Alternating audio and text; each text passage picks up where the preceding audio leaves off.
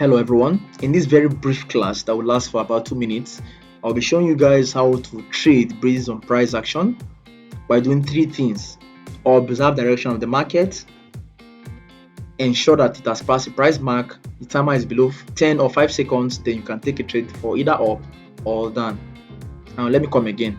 Three things will help you ensure that the candle has passed the new price mark and you know the direction of the market and the timer is below either 10 or 5 seconds. Now let's take what is price action strategy? It's a strategy employed by many traders whereby they take decisions based on the actual or current price movement on their trading platform.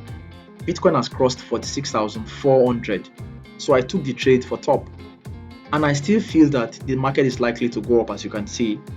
So I'll wait patiently. I still feel the market is going up. It may touch 46,450. Whenever you log into your account, ensure that you check the price mark on the right hand side, whether you're using a mobile phone or a PC.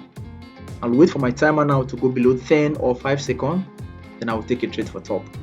I'll build the account from $84 to $87 using the price action strategy. For the purpose of demonstration, I'm using a live account.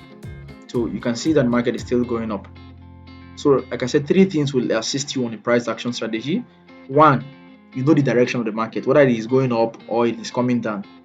Two, ensure that the candle, if it is a red candle, red candles, they have passed a new price mark. If it is a green candle, green candles have passed a new price mark. Then lastly, ensure the timer is below 5 or 10 seconds before you take a trade for top or before you take a trade for down. I think this is a win for us. At this particular point in time, it's good to stop because any moment from now, red candles, as you can see, will start forming. So thank you very much, guys, and take care.